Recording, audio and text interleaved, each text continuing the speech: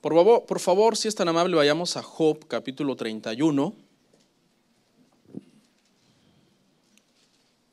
Job, capítulo 31, verso 13.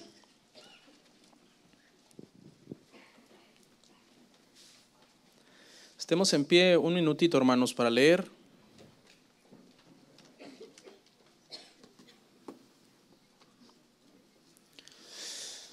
Job, capítulo 31, versículo 13, vamos a leer hasta el 15.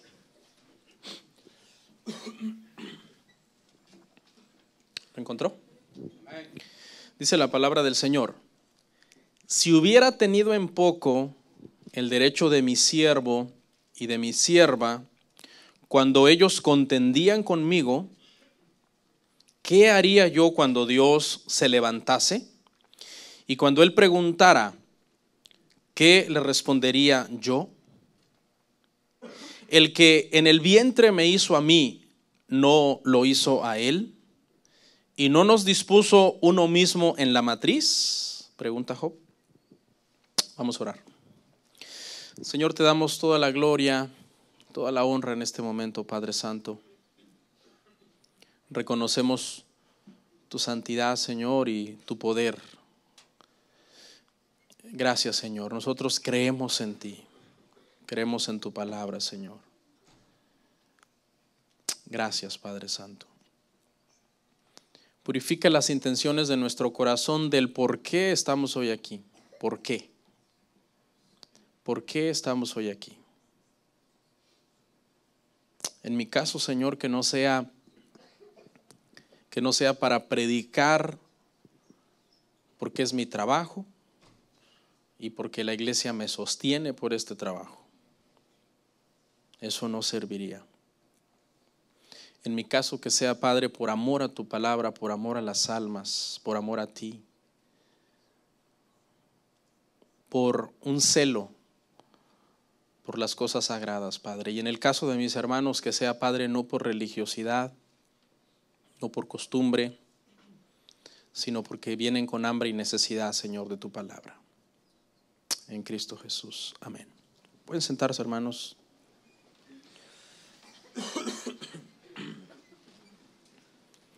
Hermanos, estamos viendo una serie que se llama Es duro, pero es bíblico. Y hoy vamos a hablar del tema de la esclavitud. Es el tema 2, la esclavitud en la Biblia. La gran mayoría de personas que están en contra del cristianismo traen este tema a colación siempre que tratan de desacreditar la Biblia o de desacreditar a Dios. Los ateos recurren muchísimo al tema de la esclavitud. Y obviamente cuando nosotros escuchamos la palabra esclavitud, pues nos da un poco como de miedo en nuestra humanidad pensar en la esclavitud y pensar que de alguna forma la Biblia permite la esclavitud, no la prohíbe tajantemente. Entonces las personas que son incrédulos, ¿verdad? Dicen, la Biblia tiene que estar mal en el tema de la esclavitud, tiene que estar mal, el que escribió está mal, el que la tradujo está mal. Es imposible que un Dios de amor del que ustedes hablan permita la esclavitud en la Biblia. Y la deducción es, si la Biblia se equivocó en el tema de la esclavitud, ¿en cuántos temas más se equivocó también? Eso es la lógica a la que ellos llegan. O sea, si el tema de la esclavitud está mal en la Biblia, entonces, ¿no será que también se equivocó al prohibir el homosexualismo? O sea, ¿por qué permite algo que no debería de estar? ¿No será que se equivocó al prohibir algo que a lo mejor sí debería estar? ¿No será que se equivocó en el relato de la creación y ese tema de la creación en realidad es un mito fantasioso de una serpiente que habla en un desierto? En realidad provenimos de la evolución. O tal vez los relatos sobre la vida de Cristo son demasiado exagerados y el que los escribió exageró y pintó a un Cristo poderoso que hacía milagros, pero en realidad no es así. O sea, esa es la conclusión a la que llegan algunas personas que dicen, si se equivocó en el tema de la esclavitud, ¿en cuántas cosas más se equivocó?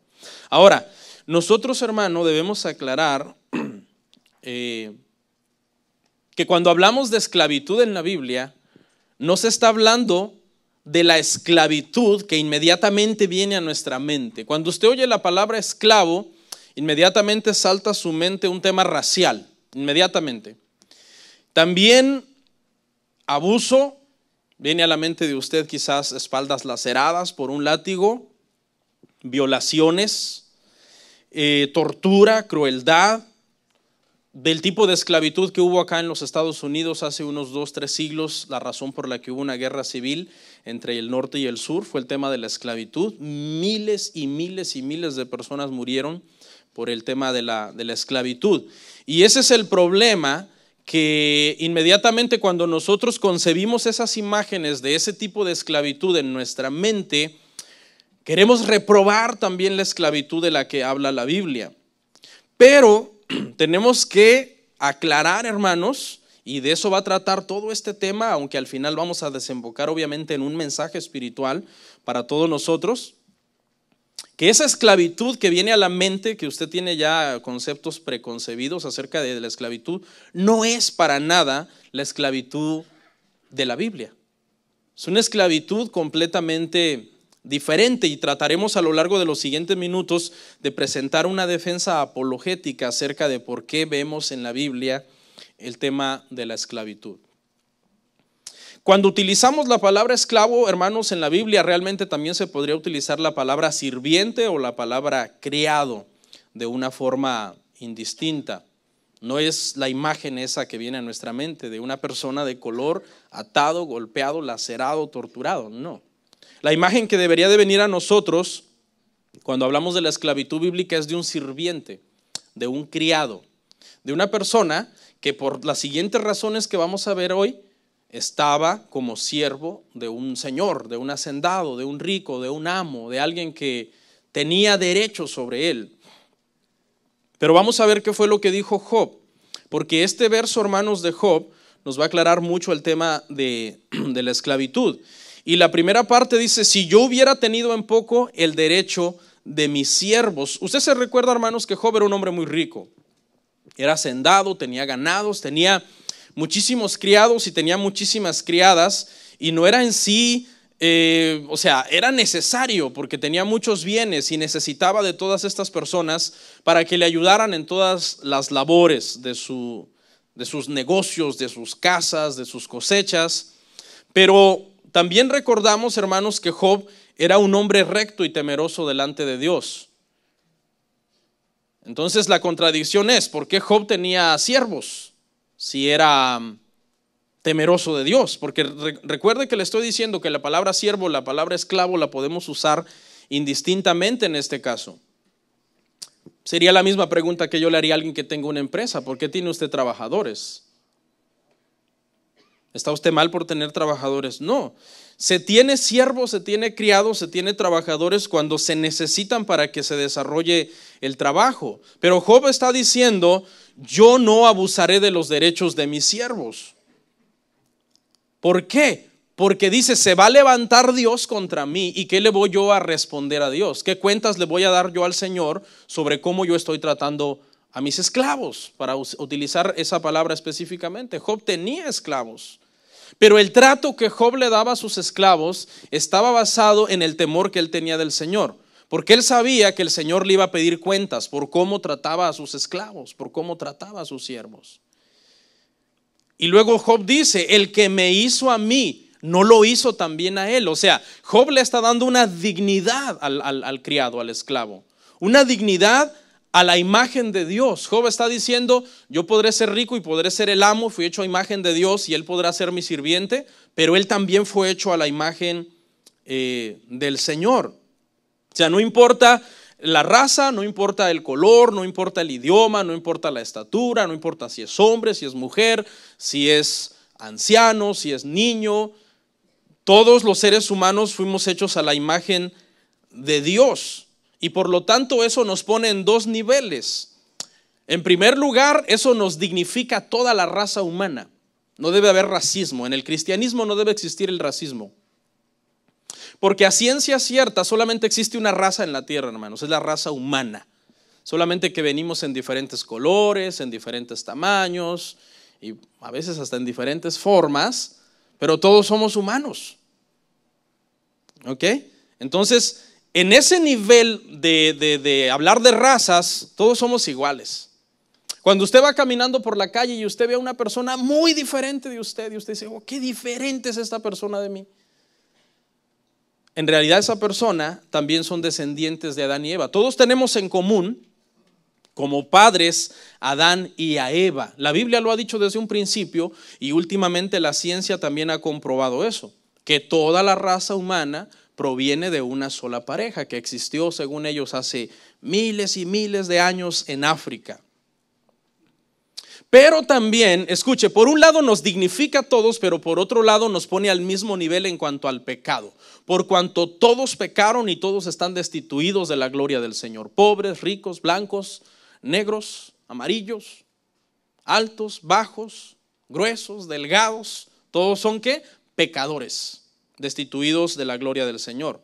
Y Job dice, Dios puso a él y a mí también en la matriz. El mismo Dios que me creó a mí, que me engendró en la matriz de mi madre, también engendró a esta persona que es mi trabajador. O sea, Dios tomó el tiempo, tomó la dedicación de diseñar a Job, de planearlo, de crearlo, de establecer un propósito para la vida de Job, y ese mismo tiempo y ese mismo empeño lo tomó también en el criado.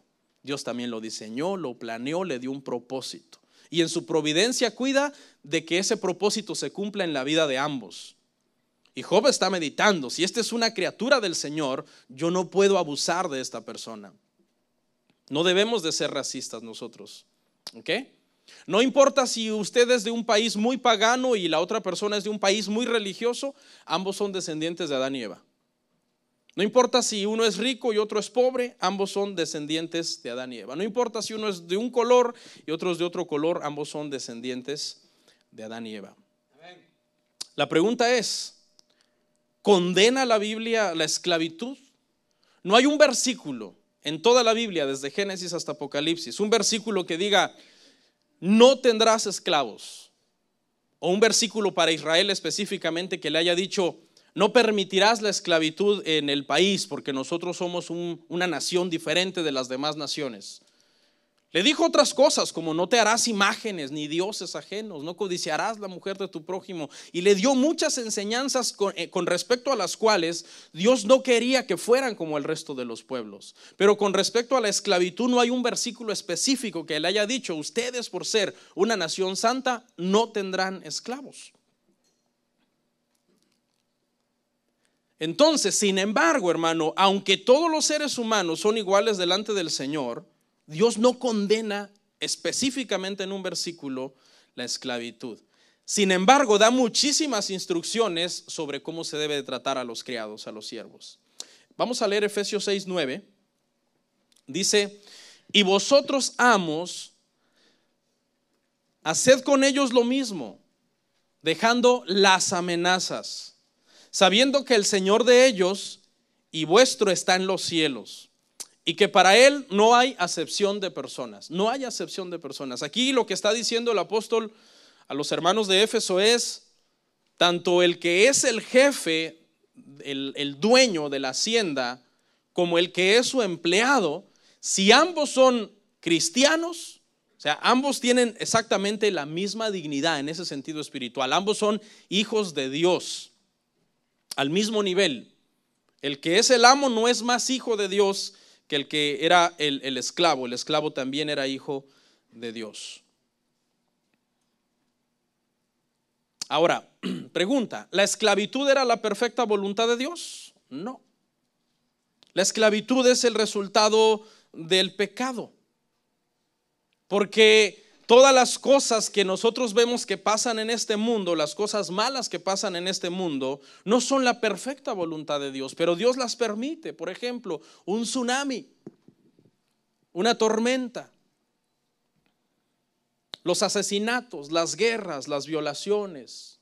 Todas esas cosas que suceden son consecuencia del pecado, porque vivimos en un mundo caído, y precisamente dentro de esa categoría de cosas malas que no son la voluntad de Dios, entra la esclavitud como una de las cosas que están allí y que son permitidas por Dios, pero que Dios no es el causante de esas cosas, sino simplemente las controla y las supervisa y da la ley para que por medio de la ley haya una restricción del pecado. Esa es una de las razones por las que Dios da 1500 años de ley antes que venga Jesucristo, porque era una forma de restringir el pecado, para que la gente no se corrompiera más de lo que de por sí ya había en su humanidad, en su instinto humano corromperse. Porque se acuerda que antes del diluvio dice que los pensamientos de continuo de la raza humana era ¿qué? Hacer el mal.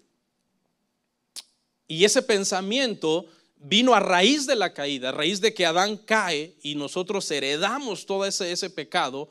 Y entonces por eso de continuo, si no, obsérvese a usted mismo, obsérvese cómo usted piensa, lo que usted planea. Usted se tiene que estar todos los días reprendiendo a usted mismo, porque de continuo nuestra naturaleza humana es atender a ir a lo que está prohibido por la palabra de Dios. No desearás la mujer de tu prójimo. Y va pasando una mujer bien provocativa. ¿Y qué tienes que hacer? Restringirte a ti mismo, decir no puedo darme rienda suelta en este asunto. No codiciarás el asno de tu prójimo. Y quizás ves a tu hermano que trae un buen carro y tú andas en tu carrito y te quiere dar envidia santa, pero tú dices no, Señor, bendice a mi hermano. ¿Sí ve? Las cosas que suceden en este mundo, hermano, están permitidas por Dios y son consecuencia del pecado.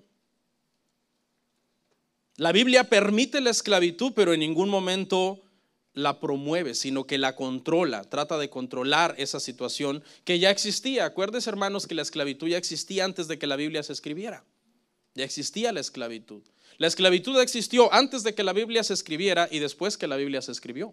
Por eso es que tuvimos esclavitud aquí en Estados Unidos hace unos 2-3 siglos atrás. ¿Sí ve? No es culpa de la Biblia que la esclavitud exista. Simplemente la Biblia controla esta situación. Vámonos a la ley y veamos todo lo que la ley habla acerca de la esclavitud.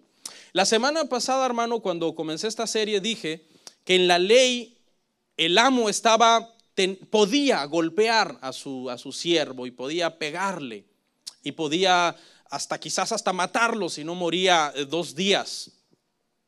Si no moría inmediatamente, sino que moría 2 días después.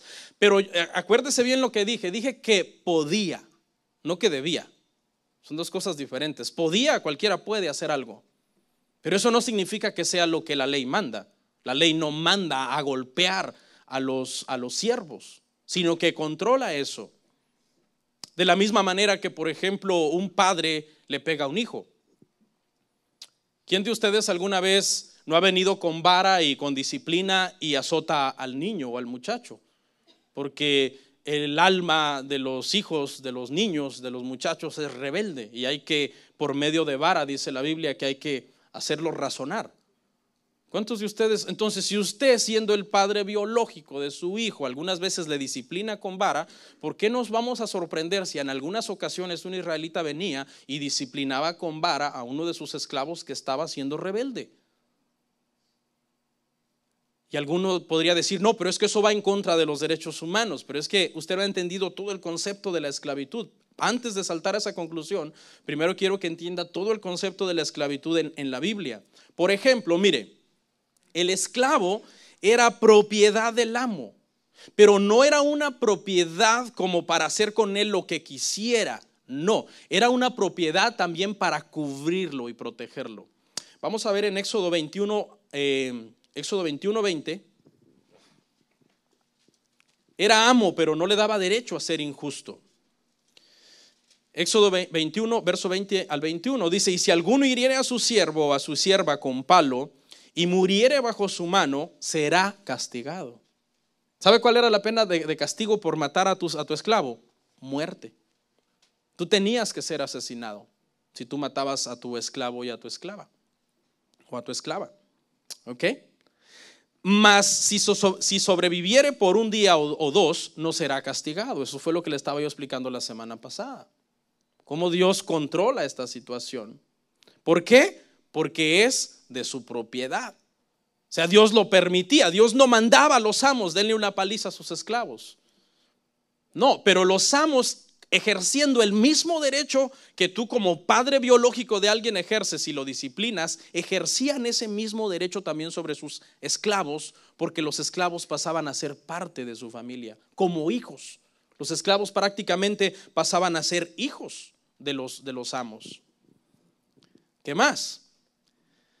Precisamente ese es el punto que sigue, que los esclavos pasaban a ser de la familia. Vamos a verlo en Levíticos 22:11.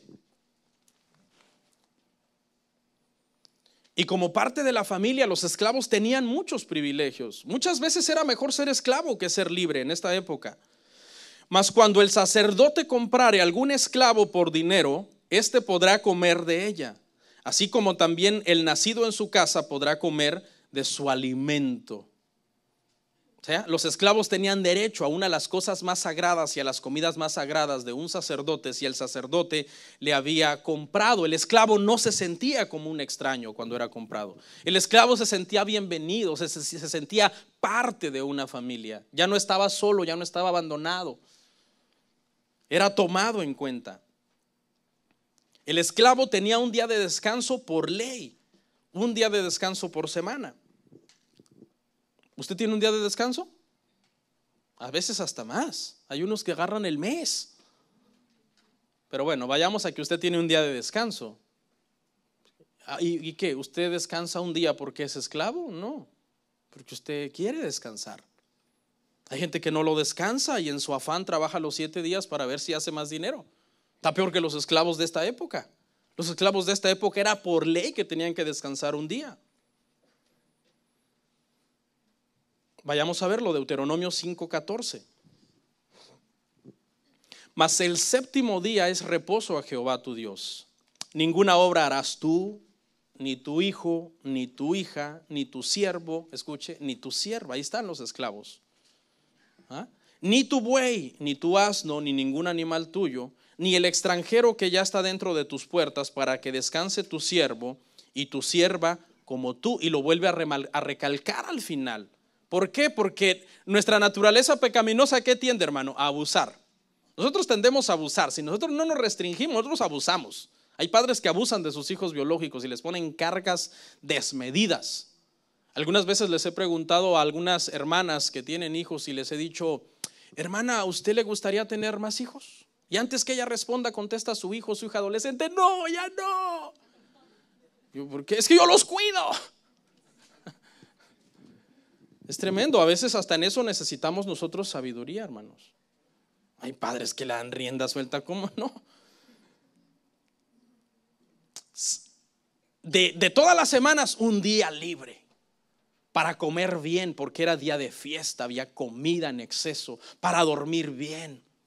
Esa noche los esclavos podían dormir tranquilos toda la noche, sin ninguna presión, sin ningún estrés, porque al otro día iba a trabajar. No, porque al otro día era off. A nivel nacional, esclavos, hasta los bueyes descansaban. ¿Sí ve? La ley cómo dignifica a los esclavos, cómo los cuidaba y cómo los protegía, los mismos privilegios que tenían los dueños. Y en ese día recordaban 2 cosas importantes, tanto amos como esclavos. Las 2 cosas eran: número 1, que el Señor creó todo en 6 días y descansó el séptimo. Un día para recordar la creación, disfrutar la creación. Y la segunda era para recordar que habían sido esclavos en Egipto por la fuerza y que ahora estaban libres porque el Señor los había sacado de la esclavitud de Egipto. Esas 2 cosas se recordaban en este día de reposo. Era un refrigerio espiritual, era un día de fiesta. Se renovaban para seguir trabajando bajo el cuidado de un amo amoroso, que los cuidaba y los protegía, que los alimentaba, los vestía y los calzaba. Hasta yo hubiera sido esclavo. Escuche, el esclavo participaba de las ceremonias religiosas sagradas, ¿no? El día de reposo era uno, pero escuche, tenían derecho hasta la circuncisión. Génesis 17:13. Debe ser circuncidado el nacido en tu casa y el comprado por dinero. y estará mi pacto en vuestra carne por pacto perpetuo. Tanto el nacido en casa, o sea, los hijos biológicos, como los esclavos pasaban a ser parte de la familia, parte de los hijos. Eran tomados en cuenta, se les iba esa depresión, esa soledad de ser gente que no tenía familia, que no tenía dinero, que no tenía nadie que viera por ellos. Escuche, el que sigue, los esclavos que eran abusados, porque acuerde que el ser humano es pecador. Entonces, aunque la ley prohibía, algunos abusaban, podían huir. No se prohibía el que huyeran, ellos podían huir. Y si un esclavo llegaba a tu casa, tú tenías que protegerlo, tenías que darle refugio. Habían ciudades para los esclavos que eran abusados, que venían huyendo de amos abusadores. Deuteronomio 23:15. Deuteronomio 23:15 dice: no entregarás a su señor el siervo que se huyere a ti de su amo. Morará contigo en medio de ti, en el lugar que escogiere, en alguna de tus ciudades, donde a bien tuviere. ¿Y qué dice al final? No le oprimirás. No, porque alguien podría decir, no, eras esclavo allá, huiste acá buscando protección. No, aquí te voy a poner a trabajar también y te voy a oprimir. No, tenías que recibirlo, tratarlo con cuidado. En la esclavitud aquí en Estados Unidos, hermanos, si un esclavo huía de un amo abusivo y llegaba a tu casa y tú le protegías, te metías en serios problemas. Podías ir a parar hasta la cárcel. Entonces, la gente en aquellos entonces, cuando recibían a un esclavo que estaba huyendo, lo protegían, hermano, no lo entregaban, lo ponían en ciudades de refugio. ¿Sí ve la diferencia con la esclavitud que existió acá en los Estados Unidos? Muy diferente. Por eso le digo, cuando usted habla de esclavitud, la esclavitud en la Biblia no está prohibida. No es la esclavitud que viene a la mente de usted. Otra cosa importante, hermano, de la esclavitud es que la esclavitud era temporal. No eran esclavos a perpetuidad, eran esclavos temporalmente. Vayamos a Éxodo 21:2.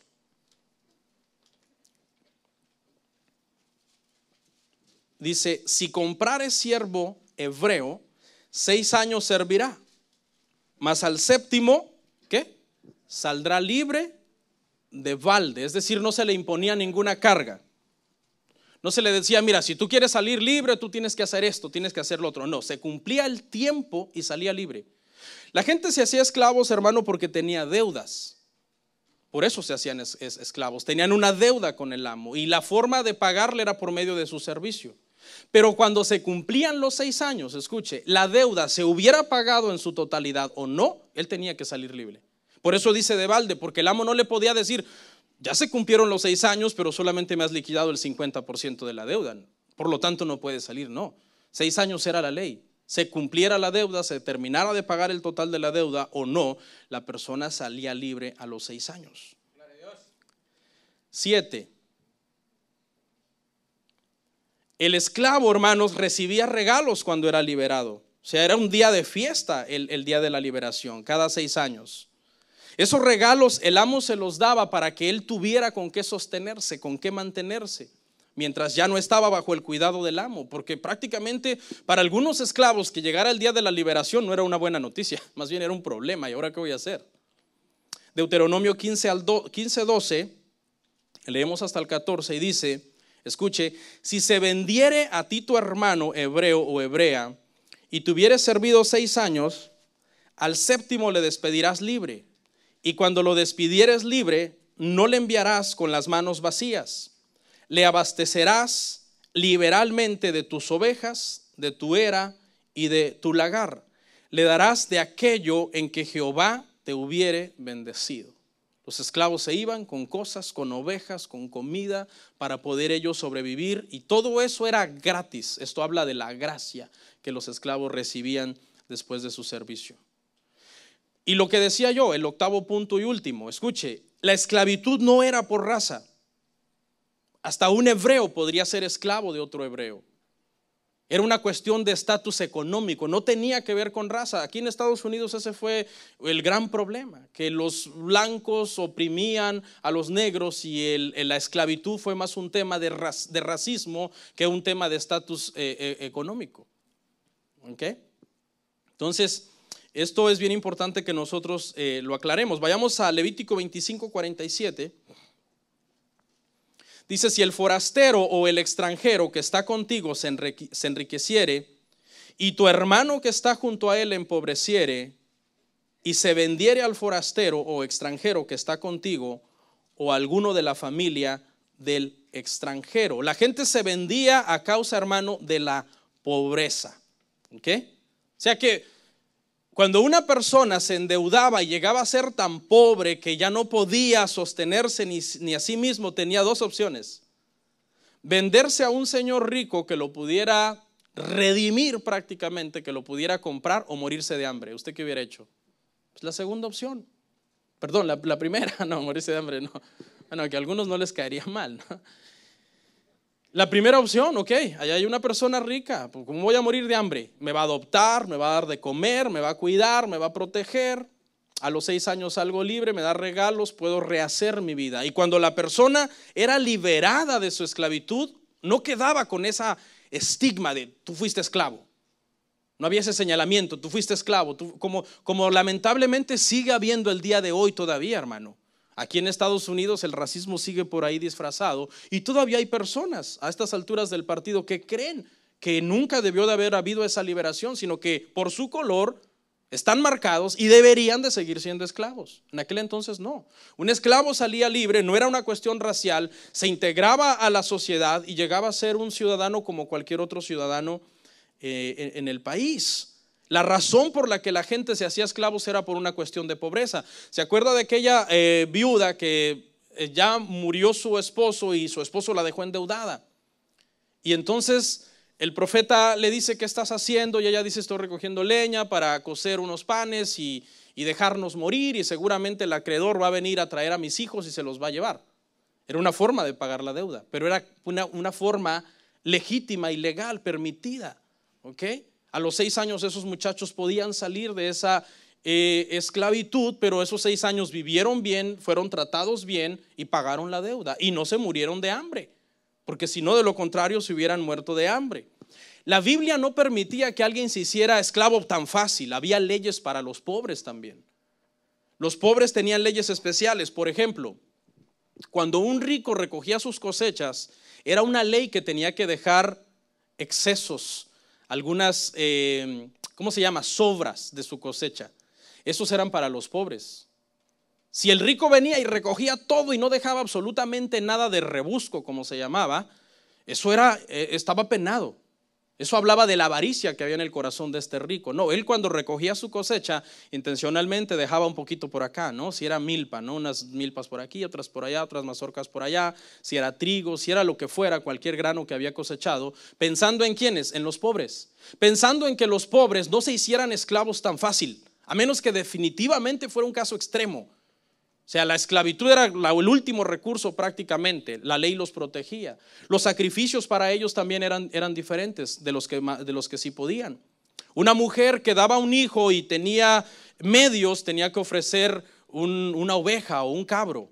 Pero una mujer que daba a luz un hijo y era pobre podría ofrecer una tortolita o un palomino. Había leyes especiales para ellos. Dios los protegía tratando de que ellos no tan fácilmente pensaran en la esclavitud como la salida fácil. ¿Ok? Ahora, la pregunta aquí, hermano, que ya nos va llevando al meollo del asunto es: ¿por qué Dios no prohibió estrictamente la esclavitud? O sea, ¿por qué Él la permitió? Y aquí, hermano, en este tema, quiero que entendamos, hermano, que el propósito principal de por qué Dios da la palabra y de por qué Jesucristo vino a esta tierra, hermanos, no fue precisamente para reformar la sociedad en sus asuntos externos. El evangelio, hermanos, y la Biblia existe para reformar al hombre desde dentro hacia afuera. Comienza por entrar a nuestro corazón y vamos experimentando la gracia del Señor, experimentando la salvación, de tal forma que nosotros tenemos que llegar al entendimiento: tener de esclavo a una persona no es lo más ideal.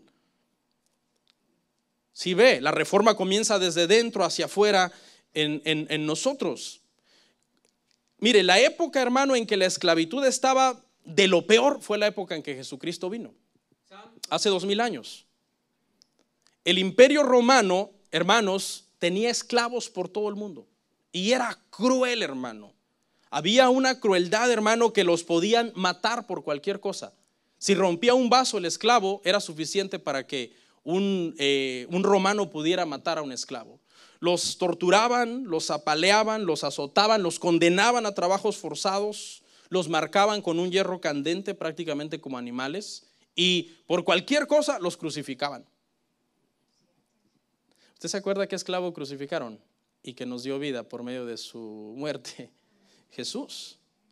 Bueno, en medio de este escenario vino Jesucristo, y en medio de este escenario en donde la esclavitud era de lo peor, estaba, hermano, desbordada en maldad por todos lados, fue que nació la iglesia cristiana. La iglesia cristiana comenzó a reformar el tema de la esclavitud, pero como dije, no desde afuera en la sociedad, sino desde dentro de los corazones de las personas. Se comenzó a extender la enseñanza. Por ejemplo, Gálatas 3:28, mire lo que nos dice: ya no hay judío ni griego, no hay esclavo ni libre, no hay varón ni mujer, porque todos vosotros sois uno en Cristo Jesús. ¿Sí? La Biblia, mire cómo abordó el tema de la esclavitud. Lo comenzó a abordar como tratando de mejorar la relación del empleador y el empleado, pero no diciendo no tengas esclavos, sino diciéndole a todos que ahora todos eran iguales en Cristo. O sea, el cambio tiene que ser interno en nosotros para que nosotros comencemos a corregir todo lo externo. ¿Por qué? Porque un cambio radical no era apropiado en aquel entonces. Si Jesucristo hubiera venido inmediatamente y hubiera dicho está prohibido tener esclavos, ¿qué hubieran hecho los esclavos del Imperio Romano? Se hubieran rebelado, hubieran armado una rebelión contra el imperio, y el Imperio Romano los hubiera capturado, los hubiera puesto presos, los hubiera torturado y los hubiera asesinado. Habría habido, hermanos, un genocidio masivo en todo el Imperio Romano. Por lo tanto, eso no era prudente, eso no era sabio. La sociedad no estaba lista para un cambio abrupto, un cambio, hermanos, forzado, sino un cambio interno en el corazón de la gente que se manifestara todo alrededor de la sociedad. Por ejemplo, esto es, hermano, algo bíblico y es algo correcto. Por ejemplo, voy a dar dos ejemplos. Usted tiene una amiga que va a abortar, quiere abortar. Usted tiene dos opciones con esa amiga o esa persona conocida que quiere abortar. Usted puede hacerse, hermano, el reformador legalista y le puede comenzar a decir cosas como eres una pecadora, eres una hija del diablo, voy a hacer unas pancartas para ir a protestar en esa clínica que te van a hacer el aborto. O sea, usted puede asumir esa postura, la postura del malo, del rudo, que usted quiere que ella no lo haga, el acto físico. Esa es una postura. La otra postura que usted puede agarrar es abrazarle, decirle, mira, más o menos entiendo lo que estás pasando, debe de ser muy duro, debes de estar experimentando mucho miedo, pero ¿sabes qué? Mira la dignidad de la vida, Dios creó la vida, Jesucristo vino hace 2000 años para ayudarnos, para fortalecernos en nuestros temores. No abortes, no hagas eso, no es lo que la Biblia te mandaría, no es la voluntad de Dios. Cuando madures y en unos años más adelante te vas a sentir mal, te vas a arrepentir. ¿Cuál sería la postura que usted cree, hermano, que daría más frutos? Quizás al final la persona va a terminar abortando, pero yo le aseguro que la postura número 2, que es la postura de amor, de tocarle el corazón, no de decirle eres una hija del diablo, sino de tocarle el corazón, va a surtir mejores efectos en esa mujer. Es probable que quizás sí se fue a hacer el aborto, pero ya con ese cargo de conciencia de que tú le dijiste verdades y unos principios bíblicos. Entonces, esa fue la postura que se asumió, hermanos, en el tema de la esclavitud. Otro ejemplo, tienes un conocido que es homosexual. Las dos posturas. La primera, te haces el que lo quieres hacer cambiar a fuerza. Lees todos los versículos, maldito eres porque te echas con otro hombre, o si es lesbiana, no sé, y te vas a ir al infierno, y le lees todos los versículos, pero de una forma, hermanos, dura, sin sabiduría, sin amor, lo condenas, eres un hijo del diablo. O tomas la otra postura, le manifiestas un amor, claro, un amor puro y que no lo vaya a malinterpretar, y le dices, mira, Cristo te ama, vamos a orar, asiste a la iglesia, Le lees los versículos que hablan sobre eso, pero con otro enfoque, con sabiduría, con gracia. Mira lo que dice la Biblia. Varón y hombre los creó, ¿verdad? Le comienzas a hablar de ese amor del Señor. A veces, hermano, cuando nosotros queremos reformar las cosas por la fuerza, lo único que hacemos es que la gente lo haga más a propósito. Por ejemplo, quizás tu esposa tiene una forma de ser bien fea. No mire a su esposa. Y tú no tienes sabiduría. Es que tú con tu carácter, tu forma de ser tan fea, yo no sé cuándo vas a cambiar. No, pues así nunca va a cambiar esa señora. Al contrario, ¿sabes qué? Para molestarte se va a portar más mal y más chocante y más imprudente y más falta de sabiduría. Pero si tú cambias la estrategia, tú no la estás tratando de reformar por fuera. No se trata de reformar a la gente a veces por fuera, hermano. Se trata de llegar al corazón de la persona para que la reforma salga de dentro del corazón de la persona. Si tú le dices, amor, yo te amo, mira, yo sé que tú tienes defectos, yo también los tengo. Y es más, yo te veo los tuyos, pero soy bien egoísta porque no me veo los míos. Porque eso es una realidad. Pero ¿sabes qué? Yo creo que tienes estas virtudes y hay esperanza para ti, que el Señor puede hacer algo si tú haces esto, si tú eres más humilde, si le gritas menos a los niños, si ya no me pegas tanto, no sé. Si a esa mujer le vas a tocar el corazón. ¿Por qué ven a ciertos hombres? Siempre que digo eso, siempre usted voltea a ver como, ay, te hablan. No, aquí yo no creo que haya eso. Hermano, y si usted es víctima de abuso, llame a la policía. No, en serio. Porque sabe, hermano, que muchos hombres no llaman a la policía para denunciar a la mujer que le golpea porque les da vergüenza. Aunque usted no lo crea, hay hombres oprimidos. Mira, hay gente que está aquí, hermano, ni respira. Entonces, sí.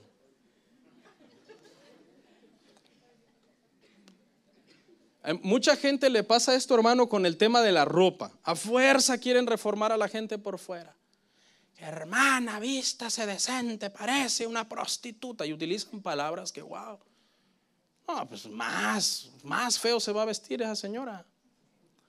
No, pero con amor, ¿verdad, hermana? ¿Qué es el decoro para usted? ¿Qué es la modestia? No, pues el decoro es... Y ya ella misma se empieza a evangelizar a sí misma. Ya tengo que cambiar. Si el cristianismo, hermano, hubiera visto estas cosas desde un principio y hubiera habido esta reforma interna del corazón, no hubiera existido la guerra civil, no hubiera existido la esclavitud hace 300 años. Porque lamentablemente, hermano, hace 300 años, 200 años que hubo esclavitud aquí en Estados Unidos, hasta algunos cristianos eran dueños de gente. John Owen, me parece, no estoy seguro si el nombre es correcto, el escritor de Amazing Grace, ¿se acuerdan? Amazing Grace, el canto más popular en el cristianismo en todo el globo terráqueo. Antes de entregarse más al Señor, pero ya siendo conocedor del Señor, su trabajo era ese, traer personas de África y llegar acá y venderlos. Qué tremendo. ¿Se acuerda que hablamos de eso en un tema en el pasado, que hablamos de que ese era el punto ciego de la iglesia en esos siglos? Pero ¿es eso la voluntad del Señor, la perfecta voluntad del Señor, la esclavitud? No. ¿Es por qué? Porque nosotros somos pecadores. Nuestra tendencia es hacer las cosas incorrectas, hacer las cosas mal. Que vamos a concluir aquí. ¿Cuál es la lección de este tema de la esclavitud? Este es uno de los versos claves sobre este tema. Vayamos por favor a Éxodo 21 del 5 al 6.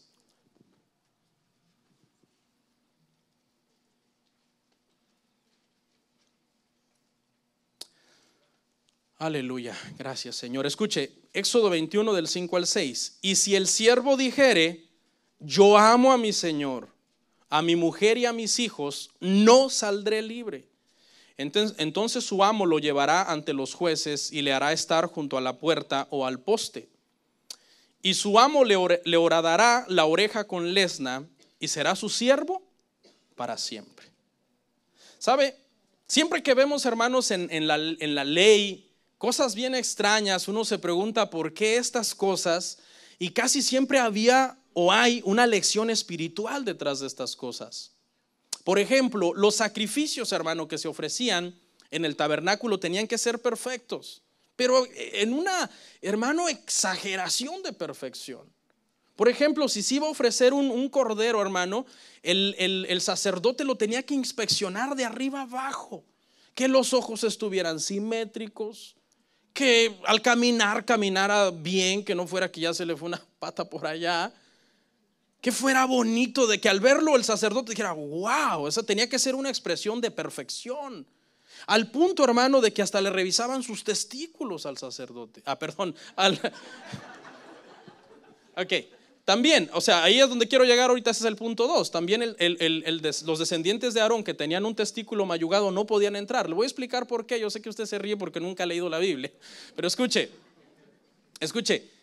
a ese punto de ver los testículos del cordero, de decir, ok, están de un mismo tamaño, están simétricos, y tú cuando lees eso en la ley, tú dices, ¿y esto qué es?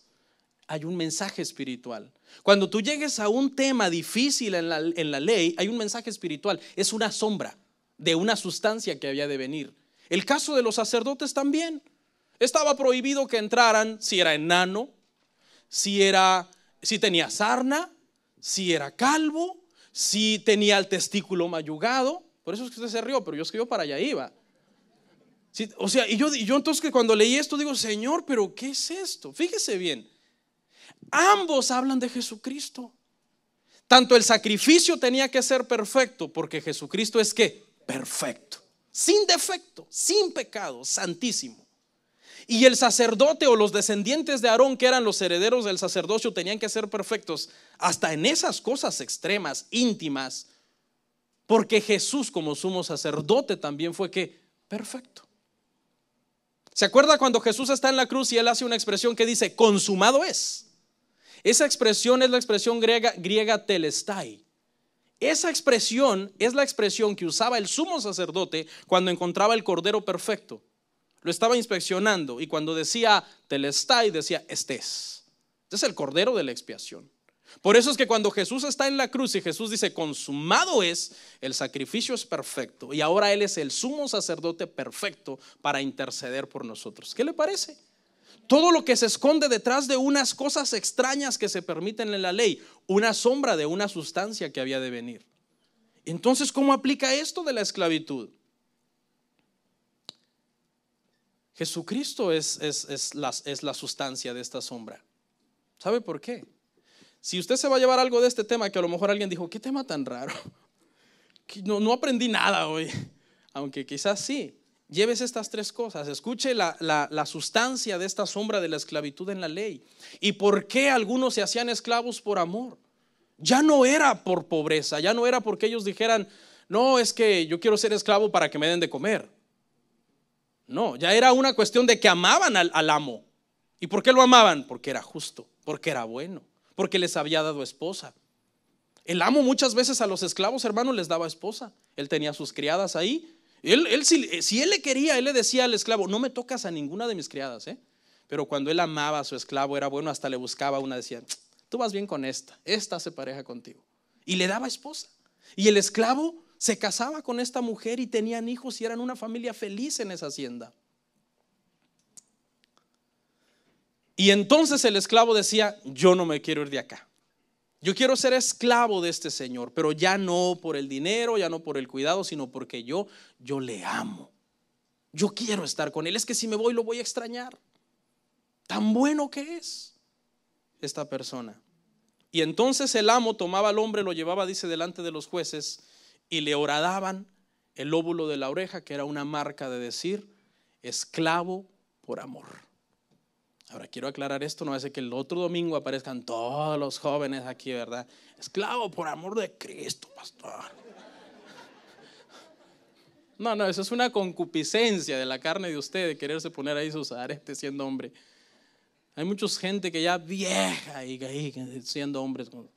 Qué vergüenza.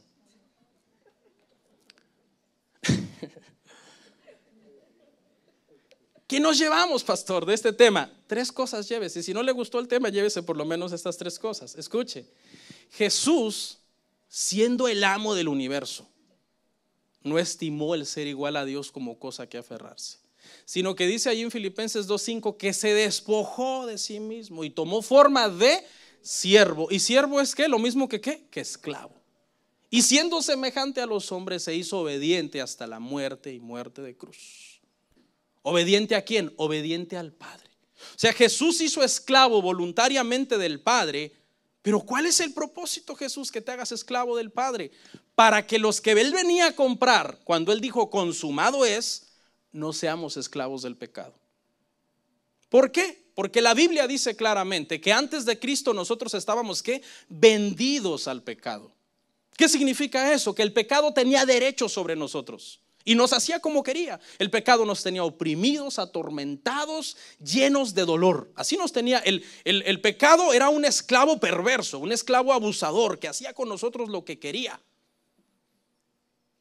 Y era una deuda impagable. O sea, no era de que a los 6 años ya el pecado nos iba a dejar. No, era una deuda impagable.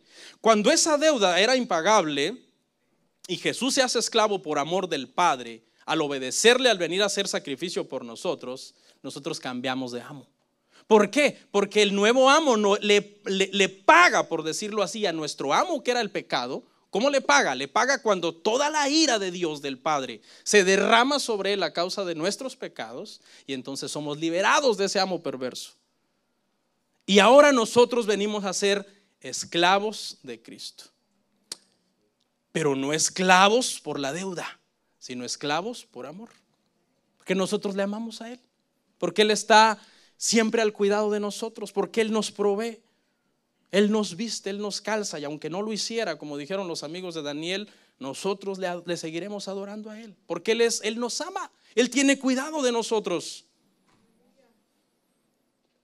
Entonces fíjese, Cristo vino a libertar a los cautivos. ¿Quiénes eran los cautivos? Usted y yo. ¿Cautivos de quién? Del pecado. Nos hizo libres. Y ahora nosotros somos esclavos de Cristo por amor. Vivimos en una libertad en Cristo, no en un libertinaje. Escuche, solamente cambiamos de amo, pero seguimos bajo sujeción del amo. Y el amo es el Señor. Y un esclavo no hace lo que él quiere. Un esclavo no tiene voluntad propia. Un esclavo hace lo que el amo dice. Ese es el mensaje detrás de todo este tema. Vamos a orar.